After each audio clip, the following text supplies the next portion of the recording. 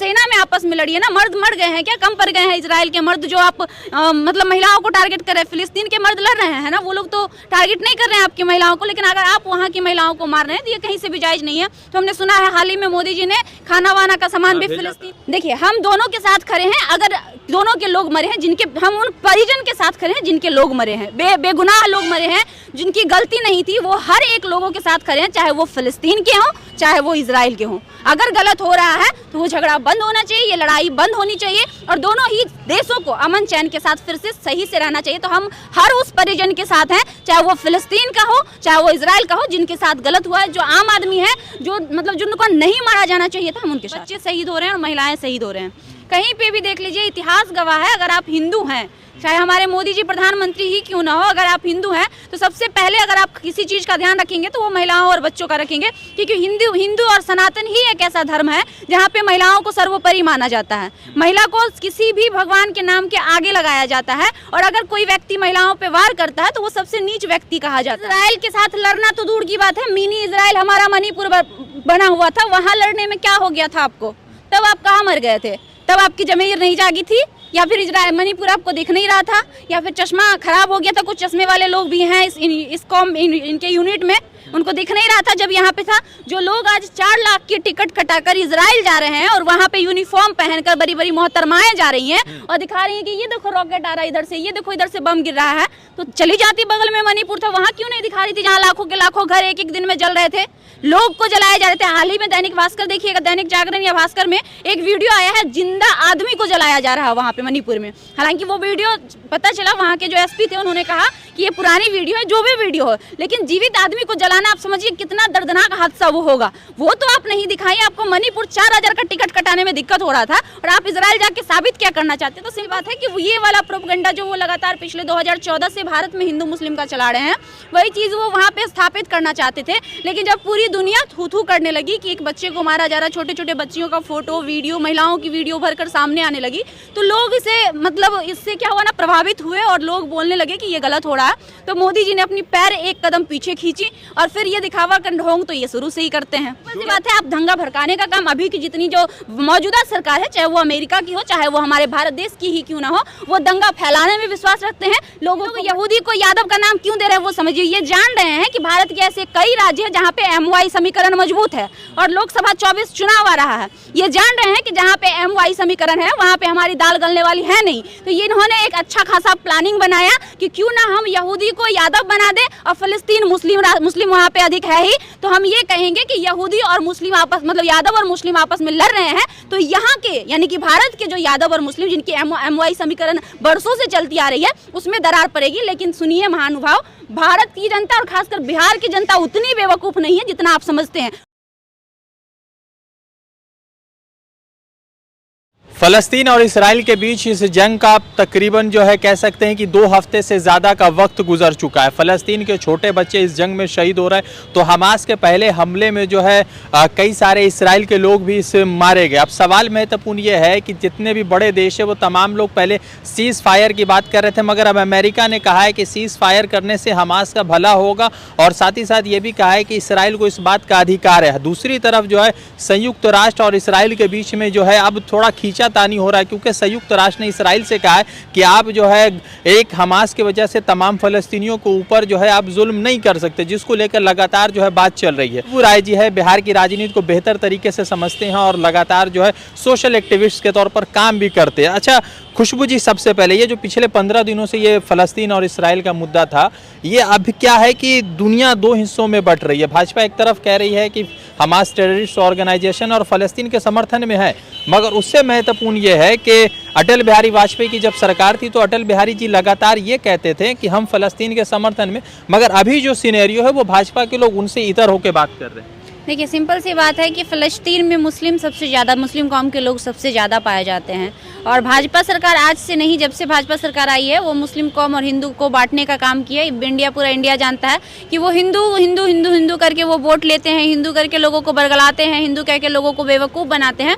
तो यही प्रोपेगेंडा वहाँ पे भी वो अपना रहे ताकि आने वाले आगामी चुनाव, लोकसभा का चुनाव सर पे है और इनके पास मुद्दा कुछ बचा नहीं है। हिंदू मुस्लिम कर लिए, ये राम मंदिर भी इनको करना था, ये कर लिया, अभी कुछ मुद्दा बचा नहीं है। तो ये आने वाले समय में क्रेडिट लेना चाहते हैं कि हमने इजराइल की मदद की और फिलिस्तीन जहाँ पे मुस्लिम लोग थे उनको हराने का काम किया। लेकिन अब तो धीरे धीरे ये इनका मनसा भी नाकामयाब साबित हो रहा है। नाकामयाब साबित होने का मेन वजह यही है, आपने स्टार्टिंग में इंट्रो दिया कि बच्चे शहीद हो रहे हैं और महिलाएं शहीद हो रहे हैं।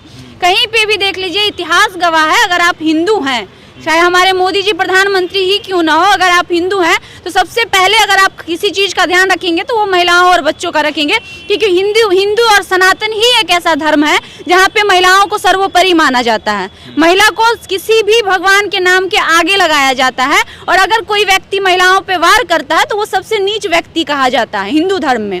तो वही बात है, जब ये इजराइल वाले फिलिस्तीन के बच्चे को भी मारने लगे, महिलाओं पर वार करने लगे, इनफैक्ट उन्होंने हॉस्पिटल तक नहीं छोड़ा, हॉस्पिटल में, विद्यालय पे, ये कहाँ की राजनीति और ये कहाँ का न्याय है?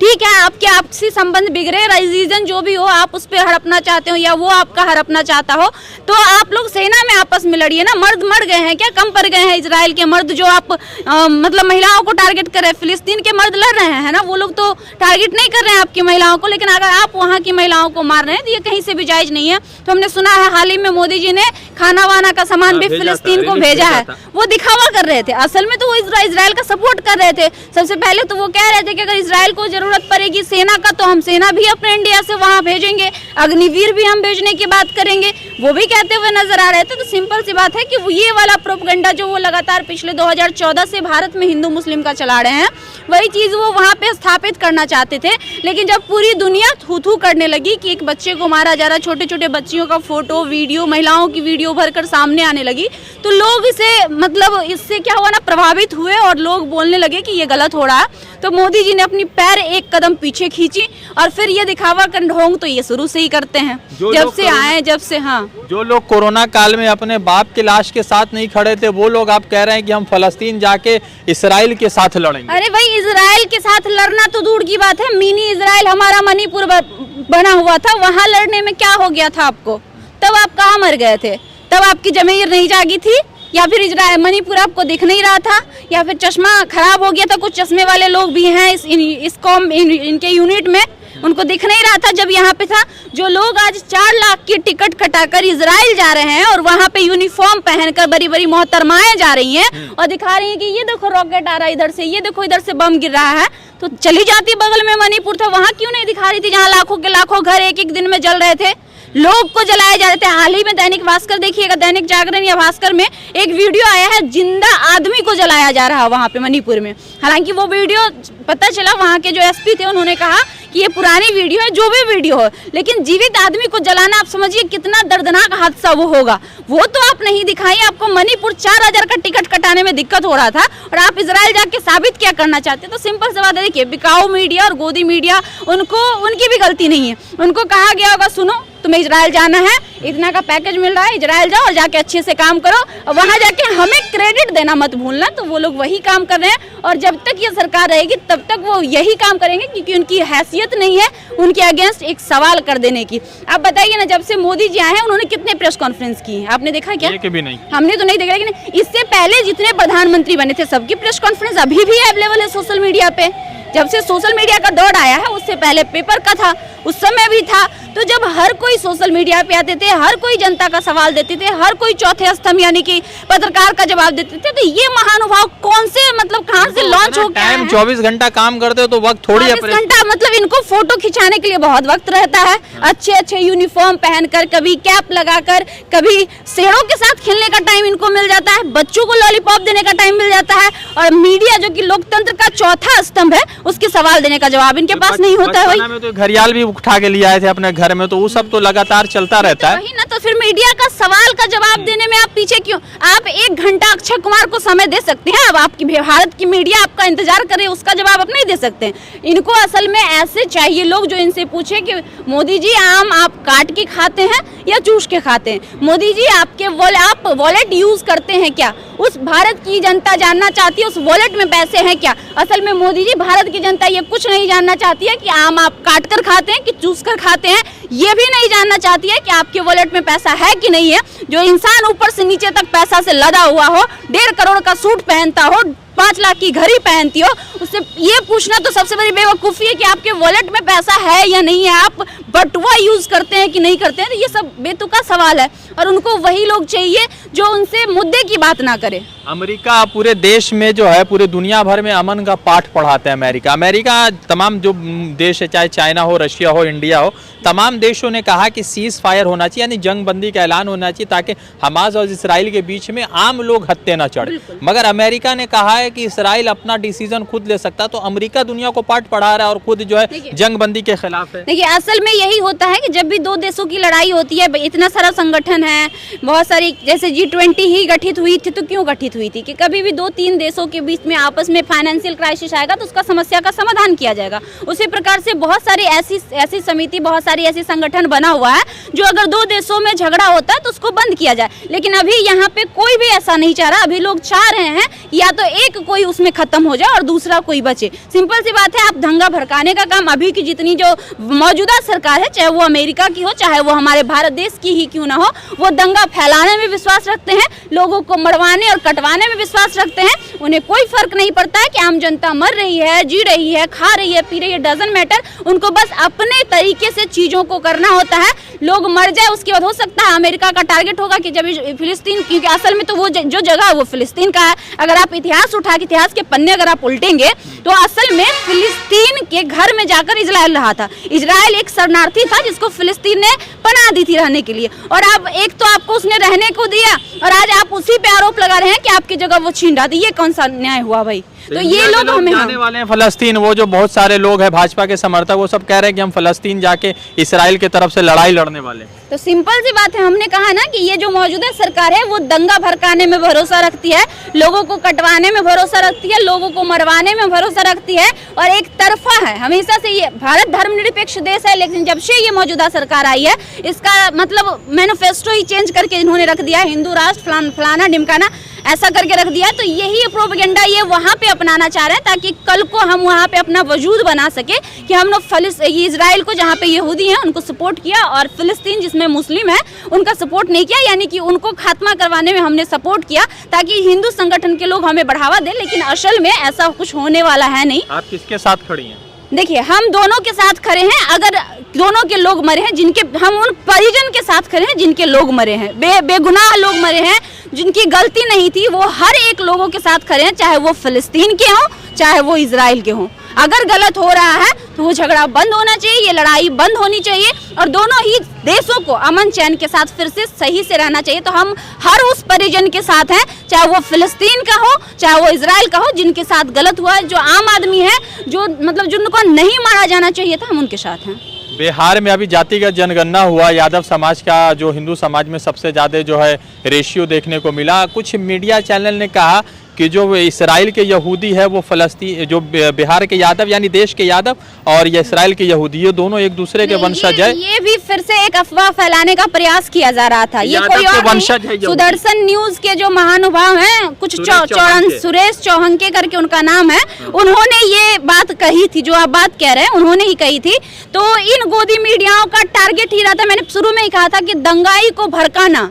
तो ये लोग यहूदी को यादव का नाम क्यों दे रहे हैं वो समझिए। ये जान रहे हैं कि भारत के ऐसे कई राज्य हैं जहाँ पे MY समीकरण मजबूत है और लोकसभा 24 चुनाव आ रहा है। ये जान रहे हैं कि जहाँ पे MY समीकरण है वहाँ पे हमारी दाल गलने वाली है नहीं। तो ये इन्होंने एक अच्छा खासा प्लानिंग बनाया कि क्यों ना हम यहूदी को यादव बना दें और फिलिस्तीन मुस्लिम वहाँ पे अधिक है ही, तो हम ये कहेंगे कि यहूदी और मुस्लिम आपस, मतलब यादव और मुस्लिम आपस में लड़ रहे हैं। तो यहाँ के यानी कि भारत के जो यादव और मुस्लिम जिनकी MY समीकरण बरसों से चलती आ रही है, उसमें दरार पड़ेगी। लेकिन सुनिए महानुभाव, भारत की जनता और खासकर बिहार की जनता उतनी बेवकूफ नहीं है जितना आप समझते हैं, और अगर आप उसको बेवकूफ समझते हैं तो आप महा बेवकूफ हैं, क्योंकि अब लोग शिक्षित हो गए हैं, लोग चीजों को समझ रहे हैं। और राजनीति को तो बिहार की जनता बहुत अच्छे से समझती है, क्योंकि यहाँ लोगों के पास कोई काम नहीं है।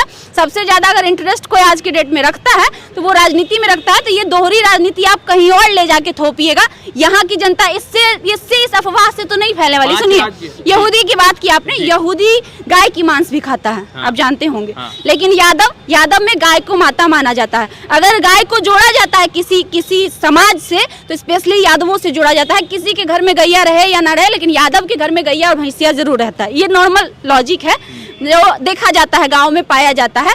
तो सिंपल सी बात है, यादव और यहूदी कैसे हो सकते हैं? यही तो मतलब बड़े अनुभवी लोग लगातार पॉसिबल ही नहीं है ना। वही तो हमने कहा कि यहूदी जो है गाय भैंस का मांस खाते हैं, लेकिन यादव गाय भैंस को भगवान मानते हैं। उनके घर में पहला रोटी जो होता है, जो खाना बनता है, वो गैया के अथी में जाता है, खाने में जाता है। अगर खाना लोग बनाते हैं तो भगवान को वो इतना मानते हैं कि पहला रोटी ले जाकर उसके खाने में देते हैं। वो भला ऐसा कर ही नहीं सकते हैं। तो ये जोड़ना जहाँ है, ये बेतुका बात है। सब जानबूझकर फैलाने वाला प्रोपेगेंडा, और कुछ गोदी मीडिया है जिनको मिला होगा, शायद हो सकता है उनको भी फंडिंग हुई होगी, तो ये बोलने के लिए, इसलिए ये अफवाह फैला। 5 राज्यों में चुनाव है, मध्य प्रदेश, छत्तीसगढ़, तेलंगाना, मिजोरम, राजस्थान। इन 5 राज्यों में 3 जगह पर कांग्रेस की सरकार है, 1 जगह पर बीआरएस है, 5वीं जगह पर जो है वो एमएनएफ है, मतलब के गठबंधन है, भाजपा नहीं है। तो एक बात है, मध्य प्रदेश में सिर्फ भाजपा है। तो क्या लग रहा है इन 5 राज्यों के चुनाव में क्या हो रहा है 2024 से पहले? कुछ समझ रहे होंगे? जहाँ तक वहाँ के पोल बताए जा रहे हैं, जिस हिसाब से वहाँ की वोटिंग बताई जा रही है, लगभग 3 राज्यों में सबसे ज्यादा चांसेस कांग्रेस के हैं।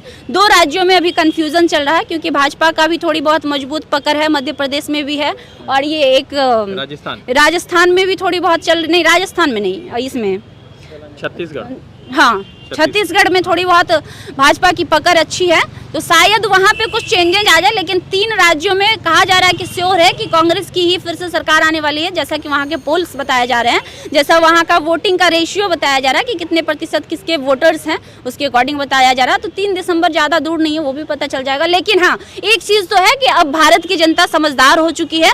वो वोट उसी को करेगी जो जनता की बात करेगा, जो अपने मन की बात नहीं करेगा, जनता के मन की बात करेगा, जनता के मन की बात सुनेगा।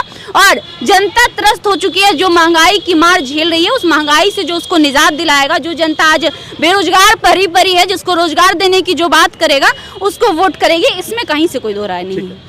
तो लगातार पूरे देश भर में एक माहौल चल रहा है कि फलस्तीन इसराइल का वॉर जो है मिडिल ईस्ट में हो रहा है, मगर हिंदुस्तान के लोग इसमें शादी ब्याह के वलीमा के लिए लगातार जो है वलीमा की तरह जो है मनोरंजित हो रहे हैं, इसमें जाके जो है डांस कर रहा है। सवाल महत्वपूर्ण ये है कि जो लोग मणिपुर नहीं गए थे, वो इसराइल जाकर फलस्तीन के खिलाफ बातें कर रहे हैं, और इसराइल जाकर इसराइल के समर्थन में बातें कर रहे हैं। बहुत सारे लोगों ने पासपोर्ट अप्लाई किया है कि हमें इसराइल जाना है। वही लोग जो कोरोना काल में अपने पिताजी के लाश के साथ नहीं खड़े हुए थे, वही लोग आप फलस्तीन के खिलाफ लड़ने की बात कर रहे हैं इसराइल जाकर। देखते हैं क्या होता है, उठ किस करवट बदलता है। रज़ा अंसारी की रिपोर्ट।